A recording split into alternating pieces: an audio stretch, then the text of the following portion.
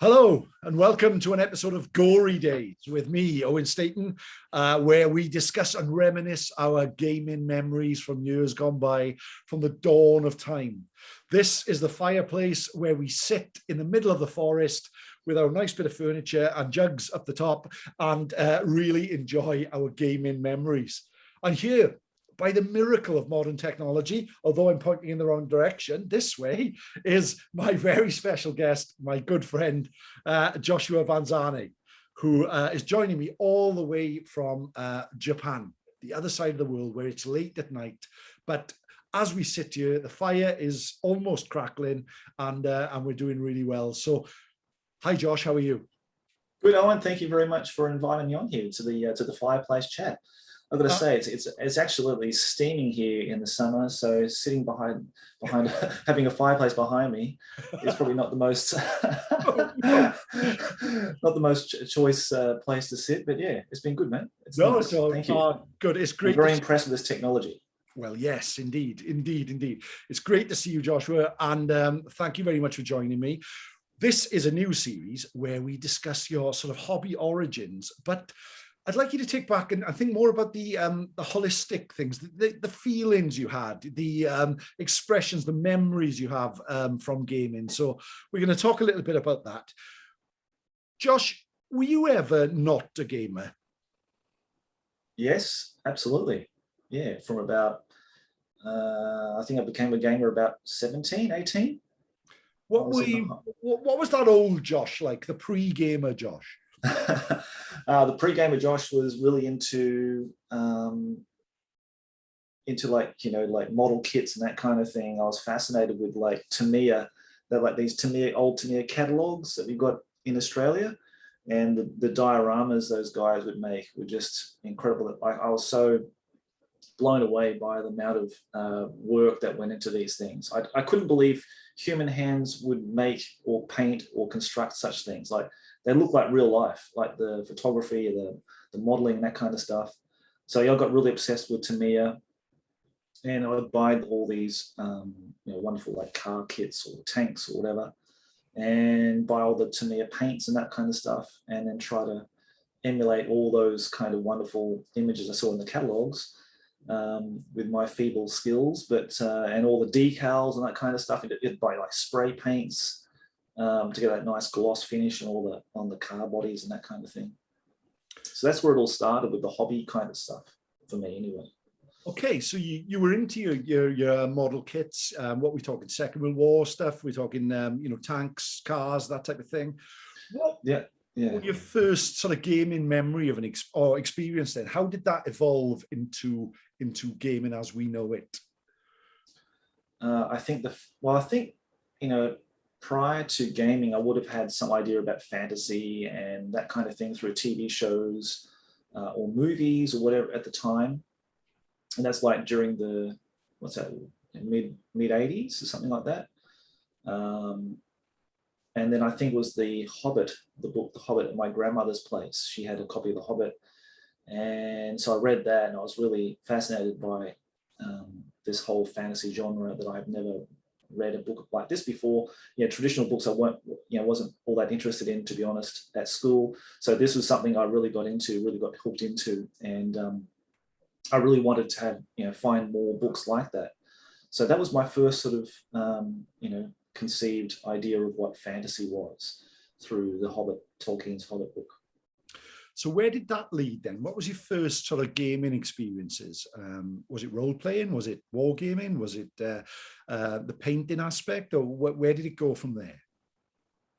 I think the very first thing was Hero Quest. Mm-hmm. I think they had like this big branding commercial campaign, as most people would know, from around that same time. Had this wonderful commercial they made of all these people dressed up as orcs and barbarians and what have you, running around a dungeon, and all these kids playing around on this table of this really awesome 3D board game. So that was the one I requested for, I think, for my Christmas or something or whatever, and I got that and the 2 expansions for it. And the memories I have of getting the first thing I actually played was that, with some friends at high school during summer holidays. and we would just sit around and we just played through the entire campaign of the core set. Then we played through the expansions as well, and yeah, it was brilliant. So that how old are you when that happened? I'm thinking maybe 17. Okay, I thought you were going to say 34 or something then. But... Yeah. Okay. Okay. So no, 17, eh? Yeah. You get Hero Quest, you start playing that, and you work your way through the campaigns. Did that like awaken something in you? Did that sort of make you want to explore this world more and to go into more complex systems, into wargaming itself? How did that come about? Well, the other guys that I gamed with, 2 of them were Norwegian, and they had experience with D&D when I had no experience. The only thing I knew about D&D was like at school we had like these Bible study classes, and they would hand out these little pamphlets, and I had no idea what D&D was. But in this particular story, in this pamphlet was like, if you play D&D, it would lead to suicide and all this kind of stuff. So that was my only contact with D&D initially. That really encouraged you to play it, then, obviously. Yeah, absolutely. I was really keen to see what the hell is all this game about. I mean, it's just like a pen and paper kind of scenario. I don't know how serious we'd get, or how crazy it would have to be to do that. But yeah, the guys got into that. They really liked Dragonlance. I think Dragonlance was like really popular with TSR at that time, and I really loved the books. I really got into the books a lot. And a mate of mine bought the miniature set. You could buy like a Ralpata miniature set for Dragonlance, all the characters with like the module for it for the books, and that was sort of my foray into role playing. But I really never really got into role playing very much. It was more the miniatures and the the tangible aspects of board games and that kind of thing that really got me hooked onto that kind of stuff of gaming. Yeah, role playing never really got me going, really, basically. Okay. So you never considered yourself a role player, but you sort of were attracted to the models, the miniatures, that type of thing. How did you then move on to, Warhammer was your sort of next sort of experience, that sort of thing? Yeah, definitely through Hero Quest was the gateway through to Games Workshop, sending away as many people would have done, and paid their £10 or whatever, and got their painting guide and catalogue back after many months waiting. And then discovering through a local game store. It was a comic store actually in Southport, and that's in Queensland. I'm from Australia originally. So in the little arcade mall. Yeah, I know. Sorry, you're right. Okay. Sorry if that was new information that dawned on you there. No, I thought you were from Wells. I thought, but there we are. So I went there, discovered like they had all these paint sets and that kind of stuff, like the old Citadel original paint sets and some miniatures and all that kind of stuff. So yeah, that was basically my mecca, that place there. I was like there all the time. Any opportunity I can get to go there, I was there and looking for stuff and checking out all the new releases that were coming out. So I got third edition. The third edition rule set was the first thing I got. Yeah. And never played it. I think bar once. I think the Norwegian guys came over one day and we sort of threw up whatever models we had on the floor, and it was like just a big mishmash of rules. I had no idea how to play. It was way too complex for me, and I think those guys are like way smarter than I am. So they just read the rules and said, "Oh yeah, you can do this." Blah blah blah. So I had one big demon running around that was summoned up, and the other side didn't have any magic weapons, so they couldn't kill it. So this demon was just running around the tabletop, just killing everything. Yeah, that was the only memory I had of ever playing Warhammer 3rd edition. And then it basically proceeded to the 4th edition set when I came into the comic store, because back in those days, of course, I don't think I'd even discovered White Dwarf. They did sell it at the comic store, and I did buy issues of that later on. But yeah, the only way you could ever find out what things were available was just going to the store and just happened to find something on the shelf. So they had 4th edition Warhammer there, so I grabbed that.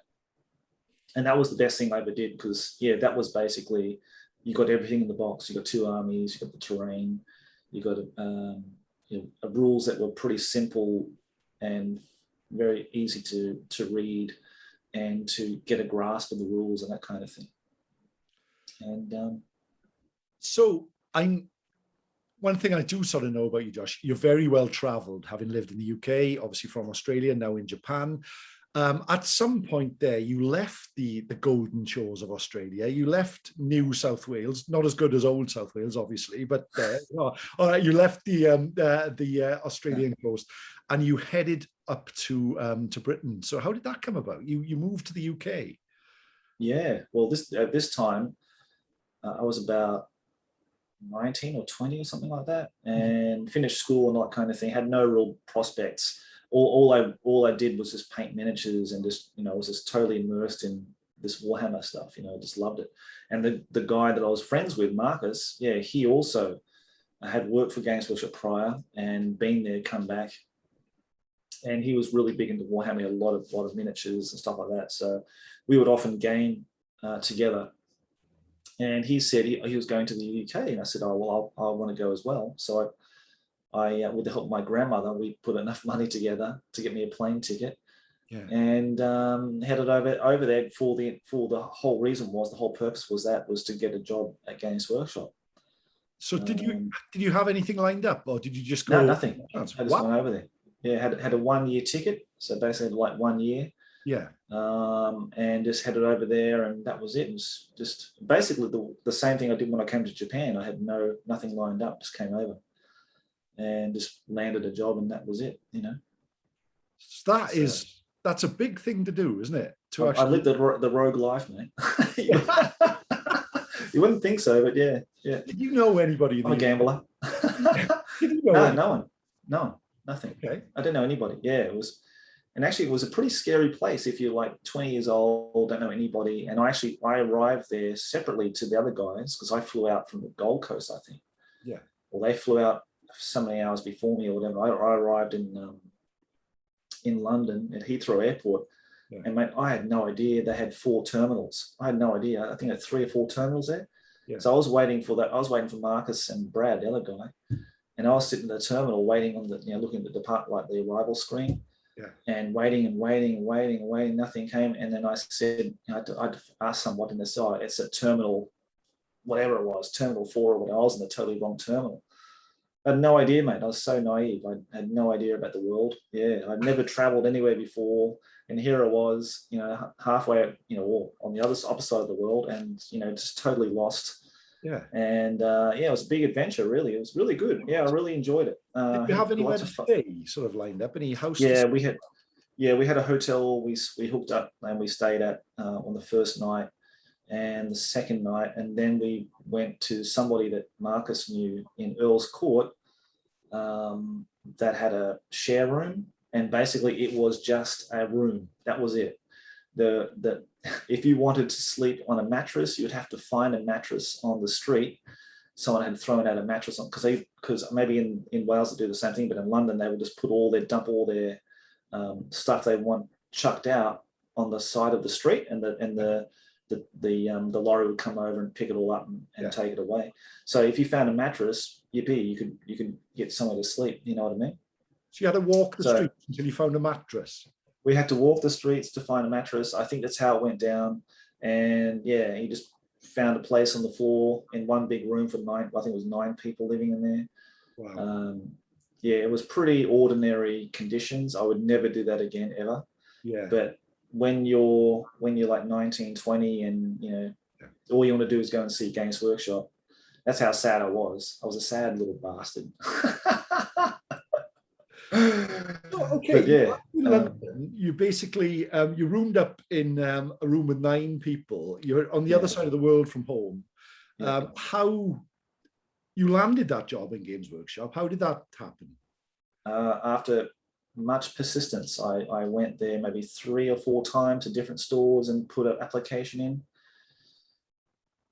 And just kept. I did. I think 3 or 4 times I applied for a job there. And then in the shop, I applied in the Oxford store and at West Ham. Was it West Ham? Yeah, West Ham. I think it was the other store. And then in the meantime, I'd run out of money, so I had to get a job. So one of the guys who was in that share room worked at Heathrow Airport as a cleaner. Yeah.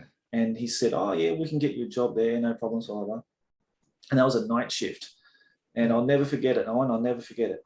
I'll never forget it. I went there for the first night shift, and I stood there like about 10 p.m. and had to clean the floors, somewhere to like mop the floors. And I thought, what the hell am I doing? Like, just travel all this way. Yeah. And here I am, sat here, 10 p.m. at night, cleaning the floors at Heathrow Airport. I mean, I just couldn't believe it. Yeah. I thought, what the hell have I done? This is just crazy. I bet. And basically just working to survive, I think. Yeah, it was about working to get food and pay the rent and that kind of stuff. And then one day I walked into the Oxford store, and the manager goes, "Oh, we've been trying to call you. We've been trying to contact you. We want to come in for an interview." I was like, "Oh, thank God for that." Like, I was so appreciative that, finally I'd had this chance to get out of this job at Heathrow Airport. Yeah. And had the interview with Richard Gunnison. He was the store manager there, and got a job. I think I lied too, because I think he said, "Have you ever played 40K, 140K second edition?" I said, yeah, I played that heaps of times, and I've never played it before. Yeah. Okay. And which he found out about because I did a demo for some guys in the store at the Oxford Plaza store, and I had no idea what I was doing. And he took me to the back and said, "What the hell was that?" He got really, really angry with me. He said, "What were you doing? Blah, blah, you're doing this completely wrong, blah, blah, whatever." I remember that part as well. But so had some really good times. Yeah. How long were you there in the? I'm thinking 7 months. I'm thinking about 7 months. Okay. Yeah. But your experience at Games Workshop didn't end there, did it? You went. Am I right in thinking you went to Nottingham then? So basically, I think what they did was they had when they recruited guys there, you were young and fresh and like full of energy and full of enthusiasm. And once I think as that sort of starts tapering off, and you start getting more comfortable there, and you get more relaxed, and you're less enthused and all that kind of stuff. I think the group that we had there, we're like just into like going out and partying and going to nightclubs and drinking beer and all that kind of stuff. And I think the manager just decided, okay, I think we need to sort of split you guys off and get some new people in, get some new blood into the store. So he transferred me to where was it? Is it Luton? There's an airport out there. I think it's Luton. Yeah, I think he sent me to Luton. Which is a complete dive compared to the Oxford store. Like, it's just a tiny little shop in the middle of nowhere. There's very little, customers coming through. Very quiet place. There's some stories behind that too as well. The guy that was a manager there was a really, really nice guy, and he unfortunately got the axe because I think Luton was one of those stores that really underperformed sales wise. And I think the writing was on the wall. Basically, if you were a manager and you couldn't meet the sales quota, you're basically gone. So he got demoted. He was a really nice guy, and he got demoted. He got shifted somewhere else, and we were managerless. We didn't have any managers at that time. No, I don't think we had an assistant manager or anything like that. Yeah. And we would just play really loud music and just play up, and we just didn't care. Like, we were just just having a fun time. We weren't really and the funny thing was, Owen, I didn't play any games. I didn't do any hobby. Nothing. Yeah. Okay. I think I was just in the stage of just drinking beer and just having a laugh and having fun, just being allowed, basically. Yeah, yeah. And the hobby thing was just part of work. And I think when I started working in the industry, I just did less and less and less of hobby. It just wasn't really a thing I really wanted. The painting I did, because I just sat in the store and just painted. I would paint at any opportunity. Any opportunity I could do is paint, I would just sit there and paint. The gaming side, I only had about 1 or 2 games of Warhammer the entire time I was there. So that's pretty much my mindset when I was there. I think I was just wanting to party and just hang out with the guys and have fun and that kind of stuff. Yeah. And so we were managerless. The store was just a chaos. It was just in chaos. And then a guy just walks in out of the blue, just walks in. And I had the stereo blasting. I think I was playing Oasis at the time. Yeah. And we were just sort of, just doing nothing and, playing up or whatever. And this guy goes, "I'm the new manager." Like this, he was an Irish guy. Yeah. And he had this look about him that he was like some kind of killer. Like if he, I was shitting myself. I thought that's it. I've lost my job, like, big time. And he was like this head kicker. Like, he was deliberately sent into the store. That Games Workshop recruited certain people that were like almost like boot camp officers or something like that. They would go into a store and they would basically just from the ground up, just reshape it, rebuild it. They would just get rid of people if they just felt they weren't doing their job or whatever, and basically put their fingerprint on the store or whatever you want to call it, put their mark on it, and it was just basically a disciplinary thing. This guy was just coming in to kick people's asses, and if you weren't going to follow the line or pull the line, then you're out. Yeah. So we were really scared, and we were really worried. And this guy said, if you can't vacuum clean the floor properly, you're out. I'm going to sack you. Like, things like that. He would just pick on every single thing, that we did that was wrong. He would just threaten us all the time, saying, if you do this wrong, if you can't do this properly, you're out. Kind of thing. So that was the kind of the mood in the store at that time, which wasn't all that great. Yeah.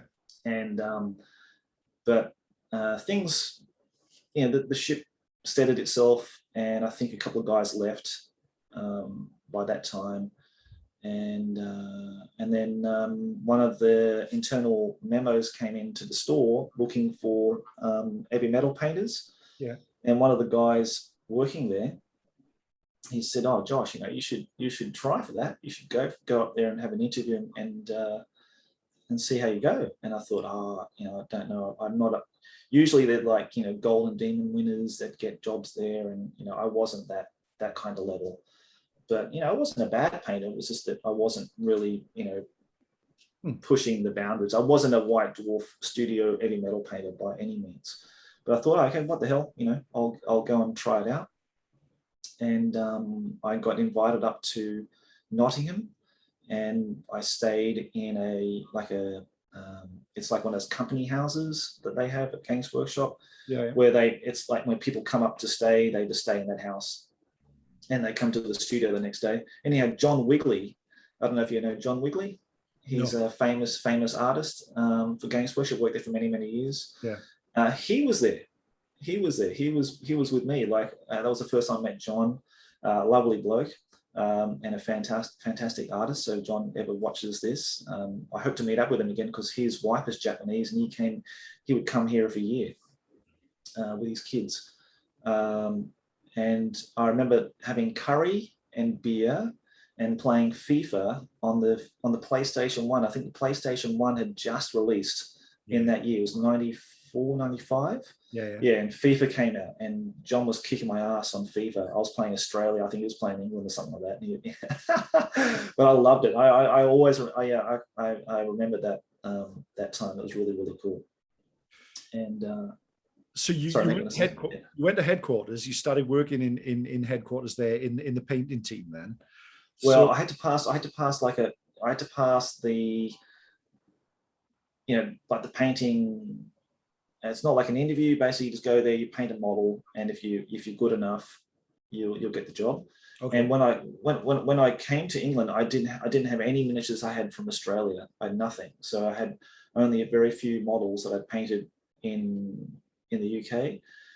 And the conditions for painting weren't all that great, so that the standard of models that I had painted weren't all that fantastic. So when I brought it to the studio, all the heavy metal painters came to see my work and that kind of thing, and they're just like, this is rubbish, this is garbage.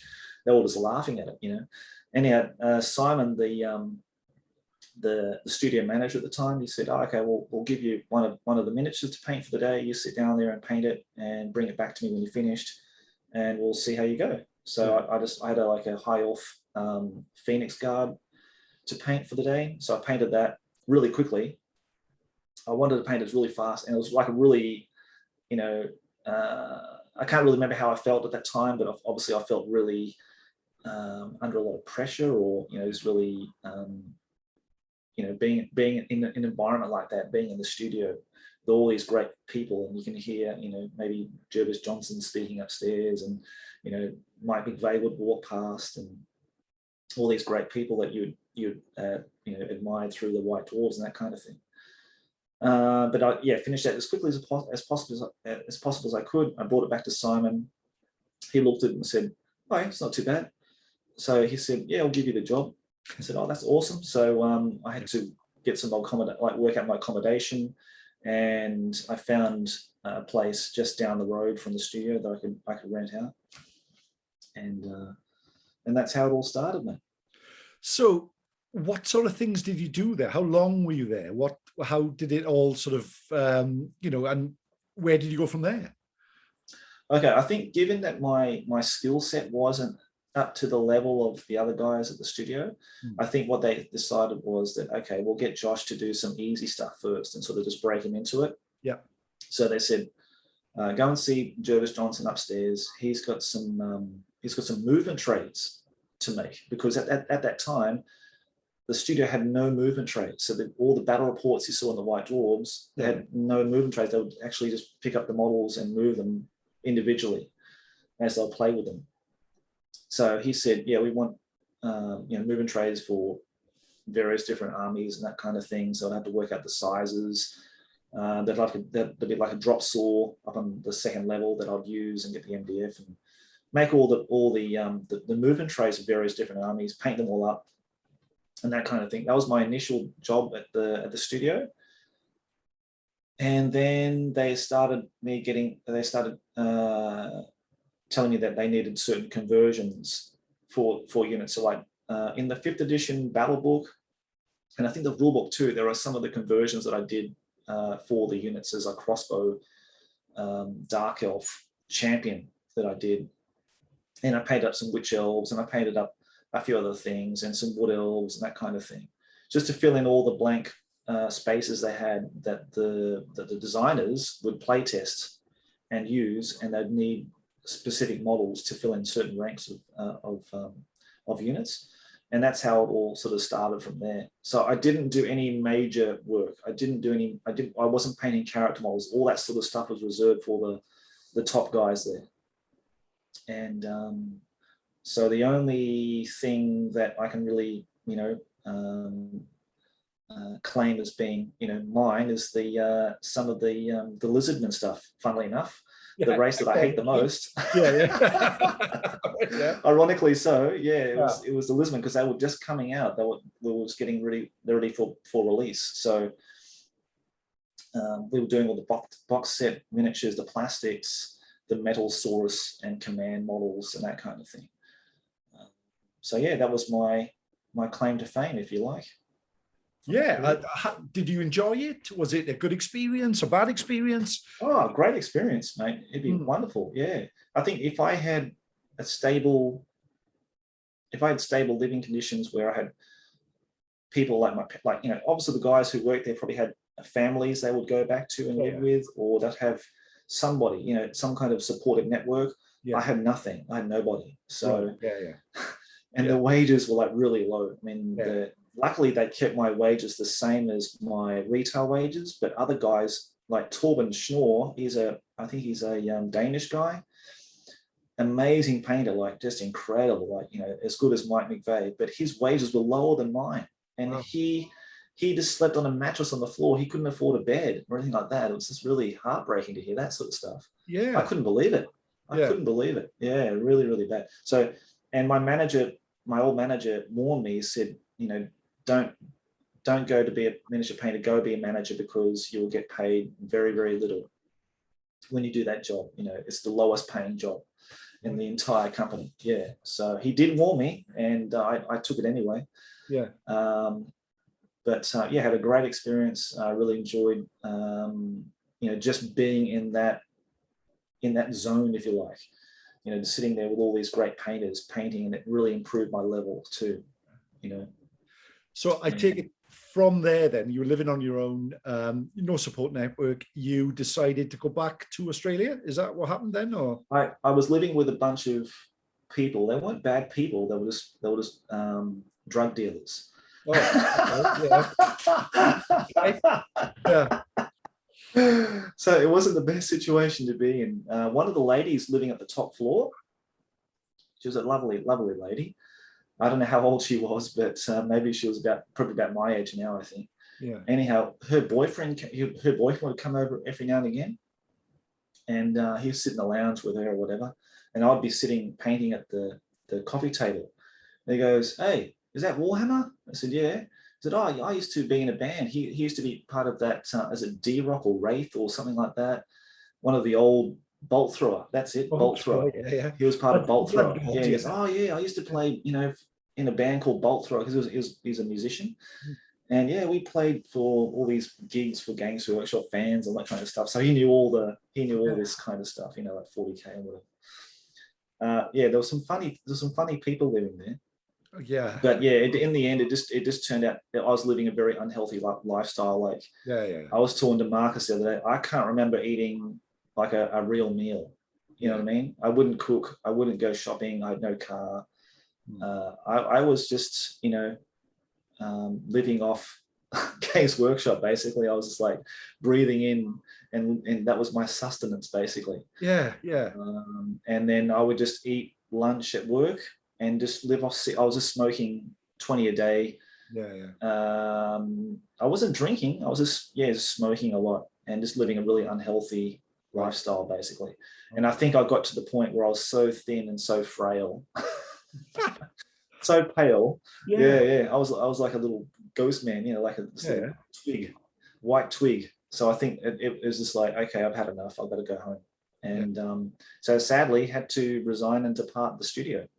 Right. So, and go back. Yeah. Okay, so moving on a couple of years again. I mean, obviously you're a really modest guy, Josh. You talk about your painting not being up to certain levels, etc. But you are a Golden Demon winner. Do you want to tell us a little bit about that? Yeah, that was when I came back. And that was 98. So I came back in 96. Yeah. So the first Golden Demon in Australia in Sydney was 98. Right. And by that time I had acquired a really nice big Night Goblin army from a friend of mine. I swapped in my Chaos army. Yeah. And he gave me my Night Goblin army.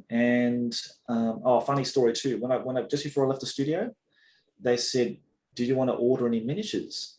And they gave me like the catalog, and I could order it through the foundry, and they would send it to me to Australia. Yeah. And they said, "We'll charge you when it gets there." And I said, "Okay."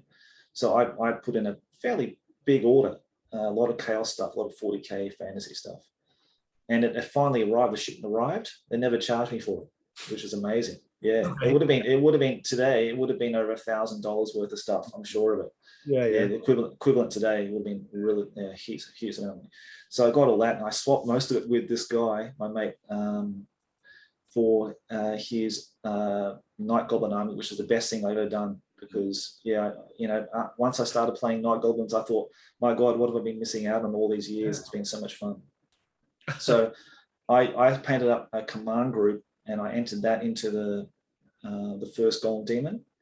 And I entered a couple other things, but I don't think they placed. But yeah, I got first place for the command group, which I was really, really happy about. Amazing. Have you still got those figures? Yeah, got those figures. I've got them on my cabinet here. Yeah. Oh, wow. Yeah. And from there, you went to more painting competitions, and what happened from that? Not really. I just did the Golden Demon every once in a while when I felt like it. I think by that time I was sort of coming out of Games Workshop. I think things were changing, and I think 6th edition came in because that's like 2 years after that, and I think we just sort of dropped GW altogether. We went on to other stuff. Yeah. And I every now and again I would enter something, and I'd usually get first place in the Lord of the Rings category. Okay. Because hardly anybody entered it. I don't know why, but it was just the easiest category to win. Yeah. But I tried. I think when the plastic Terminators came out, I tried doing like a Deathwing Terminator squad for that, and I think I placed 3rd or something in it. Unfortunately, I never won the Golden Beam's Slayer sword, but that's okay. Yeah. It goes to the best painter on the day. So, So how many? Congratulations to them. How many Golden Demons do you have? I'm not really sure, and it's a funny thing because I'm not really interested in it. Okay. You know what I mean? Like I'm not, some people are really, they admire them so much and have them displayed on their cab. I just had them sitting in the box. They don't really mean that much to me. Yeah. Even though they're a cool looking statue, it's nothing about that.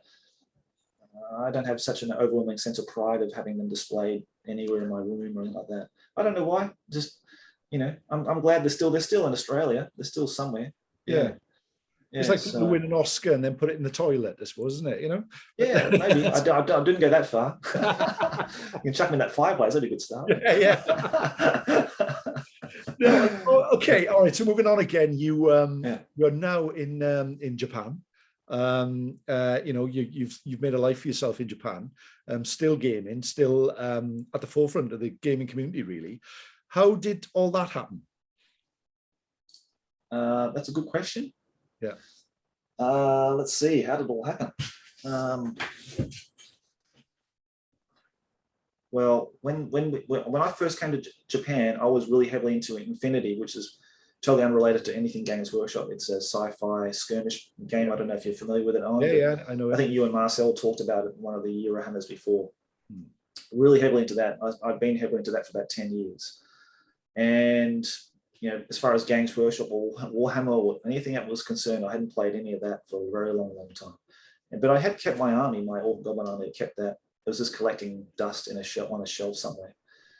And I think the Infinity rules just started weighing me down, like the amount of rules you need to remember. It's almost like trying to take a bar exam for being a lawyer or something in those books. The amount of upkeep you need to do. And I was just like, no, I just don't think this is, and the amount of terrain and stuff. It's a great game, wonderful system. My brain just can't keep up with it all, I think. So I really wanted to dial back and go back to something that's more fun, and another thing with Infinity, it becomes very competitive.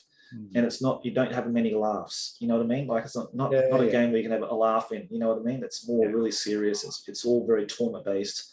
And I really wanted something to play that was more having just fun with friends, having a good laugh. Yeah. And if someone blew its head off or, through some catastrophic spell or whatever it might be, you still have a good laugh and it'll bring good memories. And I think with Infinity, there weren't many memories I had. And I think that's one of the aspects that I really loved about the 90s Games Workshop games. It had so many moments where something would happen, some pivotal moment would happen. And, it would be stuck, it'd be locked in your memories for years after that. And you could always go to your mate, I remember that time when my orc shaman and his wyvern came down and you killed it with, the blade of darting steel or whatever, and the strength potion or whatever, or its head blew up because he miscast his wire test or what have you. Those kind of moments just can't be captured in a lot of modern games. Maybe I'm wrong. Maybe I just haven't spread my wings far or wide enough. But I think, a lot of the 90 games really encapsulated a lot of wonderful storytelling moments, a lot of narrative. And that's really what I really wanted to do. We had picked up A Song of Ice and Fire, which we talked about before we recorded here. I've been playing a lot of that recently because, but again, it's a tournament-based game. It's a really fun game, really good, great system. Not many rules, which I like. It's very much pick up and play, and I love that aspect to it. It's another big mass combat game. So I picked it up as a Kickstarter with a mate of mine here in Japan. And at the same time, as we're looking to that, I thought, I love fantasy. That's where my roots lie. That's how I got into wargaming. Essentially, I much prefer playing mass ranked combat games than anything else, with a few other exceptions. But one day in the local game store, we had a wonderful game store, by the way, in Japan that sadly closed. You would love it, Owen, because it had just about everything. It's like a real independent store. Lots of nooks and crannies where you can go around and start hunting for things that are hidden behind other stuff, and you'll find these little gems. I love those places. I'm sure there's plenty of those in Wales. But yeah, we had like a lucky dip, and they, anybody who came on the day that would play in the store, you get your lucky dip kind of thing and pick a miniature. Yeah. So mate John Joe said, "Oh look, here's a dwarf troll slayer, one of those marauder troll slayers." He said, "Oh Josh, you like that? Because we'll think about playing role playing of all things, Warhammer role playing, just to get the Warhammer back into our gaming stuff, And I said, "Oh yeah, that's awesome. I love that model because that's one of the old classic marauder Demon Slayer. I said, oh yeah, pick that up for sure. And that sort of sat in my miniature bin for months and months later. And then I thought, one day I thought, yeah, I'm going to paint that model up, and I'm going to have a look online to see what sort of what sort of modern paint schemes there are for a lot of these old miniatures now. And I was really surprised that there's some really good blogs out there of guys still painting and all these old miniatures and these wonderful new techniques. And I thought, yeah, that sounds awesome. I'm going to try that. And then it sort of just snowballed from there. I think once I painted that model, I needed to paint a lot more. I needed to collect my dream army. That was my dwarf army. And that's how it all started. So I started selling off a lot of my hobby stuff, and that money went back into the treasure chest to buy more stuff on the trading groups and that kind of thing. And then my mate John Joe, he in turn said, okay, well, if you're going to get Warhammer, I'll get my Lizardman army. And then a few other guys, Paul joined in. We met Justin. He loved playing Warhammer, and we had a little 4-player group here, and that's how that all started. And I think my enthusiasm sort of rubbed off a little bit too heavily on other people, and I thought I'd start the channel. My YouTube channel was originally not the Crown of Command. It was Section 9 Studios. Yeah. I did a lot of painting tutorials for the Song of Ice and Fire, but it sort of changed and evolved over time, and I just made it for a channel dedicated for these old games, playing Warhammer 5th edition, 4th edition, and all that kind of stuff. And that's how it all began, mate. And the podcaster too sort of came at the same time. Yeah. And me and Justin kicked that off, I think maybe 1 year ago, 1.5 years ago or something. Yeah. So. That's amazing. And I mean, living over there in Japan, especially, when a lot of the world has been in lockdown and things like that, you're very much in a different time zone from a lot of the people who are involved in the Crown of Command stuff as well. And, you're really kindly, it's the middle of the night there in Japan, and you're talking to me this afternoon. But how has that been? Has that been difficult for you to sort of, you're sort of out on a limb a little bit, for most of your audience and most of the people who you interact with, in Europe and places like that? Has that been tough? Not really, because my work schedule is kind of like starting at 1, finishing at 10, getting home at 11 p.m., staying up until 1:30 in the morning the next day and going to bed. So I work on I probably work in your hours, you know what I mean? Like I'm sort of awake when you guys are awake. Yeah. And painting and doing stuff in the early morning hours. So that hasn't been a big problem for me, to be honest. And and if it's something hobby related, and some people are willing to come onto a podcast, do something to have a chat with me, or I don't mind waiting up until the wee hours. Yeah. Apart from yesterday.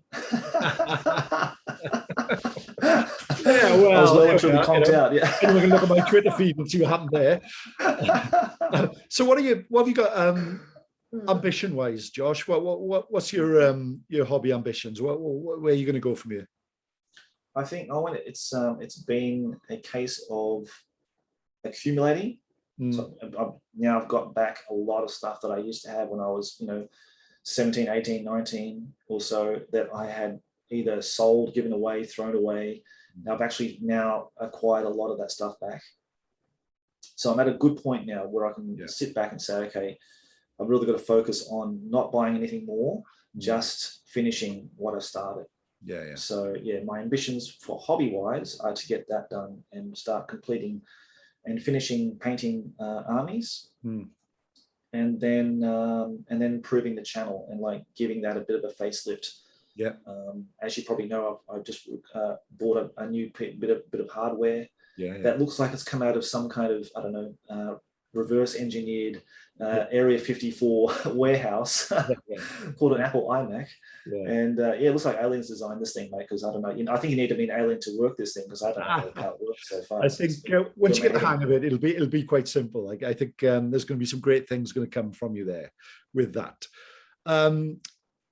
Gaming wise, okay, all right. Your life has basically revolved around gaming. You've at an early age, you've gone all over the world. your ambitions, with Games Workshop. You succeeded there. You come back to Australia. You've gone to Japan, Infinity. We're talking about, Warhammer, old 90s games, etc. Has it all been worthwhile, Josh? What would you have done if you hadn't been a gamer? Probably would have been bloody on this iMac. I think if I turn back the clock now, mate, I would have gone into that computer room at high school. Yeah, I would have got myself stuck into those computers. I think that's where it is at. I think if I hadn't had wargaming, if I didn't discover miniature painting, I would have been a massive computer gamer, I think, and that would have been my world. I think I don't play many computer games, but I can see the huge addiction and attraction that would offer you. Yeah. Okay. So yeah, I think that probably would be either that or an artist or graphic designer or something. That's what I really wanted to do when I was a high school student, but just never happened. Yeah. So this is kind of like the second chance, basically, me going back and going reverse engineering myself. That's good stuff. And before I leave you go, just a couple of quick fire questions. Favorite book? This hobby related? Anything. I want to say the Dwarf 4th edition Warhammer book. Okay, yeah. Big memories of that? I just love it. I think it's just the most gorgeous compiled pages of any book ever published by anybody. Okay, that's a big hands down. That's a big claim. Yeah, that's a big claim. Is what I say to that. That's it. The Dwarf Edition Army book, right? Okay. Yeah. The Bible. Yeah. Okay, that's it. I think if I could get rid of everything else, I'll keep that. Yeah. That's good. The only one thing I'd ever keep. Yeah. Brilliant, excellent. And favorite film? That's a good one. I wasn't thinking that was gonna come. Favorite film. Gee.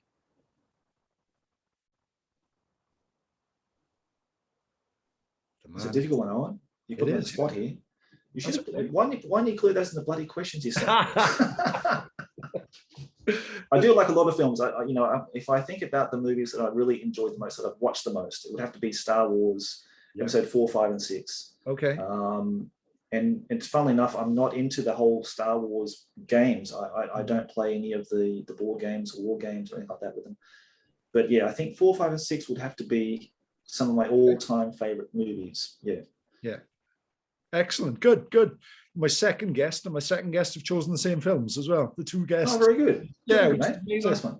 Well, it's from our generation, isn't it? It's our generation, I think. Yeah. Absolutely. I think it is. All people of a certain age, sort of. It's about all the emotions that come with that as well. Josh, you've been absolutely fantastic. I mean, great chat there. Thank you ever so much for sharing, your life in gaming, really. And I hope that once again you can come and join me by the fire one day, and we can. I'd love to, mate. We'll talk a bit more. And absolutely, mate. A real fire. That'd be nice. Yeah. That'd be nice and toasty. Get some marshmallows out.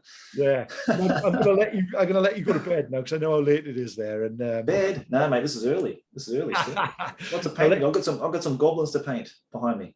You do too. I have to. Luckily for me. But hey, thank you ever so much for joining me. I really, really appreciate it. And I'll speak to you again really, really soon if that's okay. But my pleasure, Owen. Thank you very much again, mate. Yeah, my friend. Bye-bye. We'll do it again soon. Thanks, mate.